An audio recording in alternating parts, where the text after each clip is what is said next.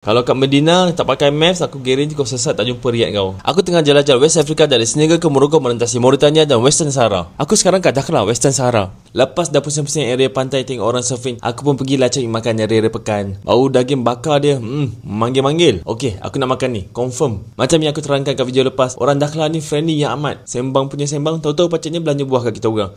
Terharu. Start makan ni. Manis kan? Manis. Aku tak tahu makan. Ni biji kena buang apa ni? Dah, kau telan je lah. Telan je. Semua? Dia kau makan macam tu je lah.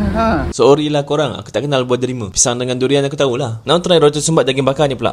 Dia daging bakar kan? Tengok gorong. Okey, power. Rasa dia macam daging bakar dengan roti. Lulus for flat. Lepas hati dah happy dengan layanan orang kata kelah, ayolah kita ke airport. Backpack dah ready, kita fly terus ke Marrakesh. Tak payah tunggu 24 jam naik bas. 2 jam je sampai. Badan aku rasa panas.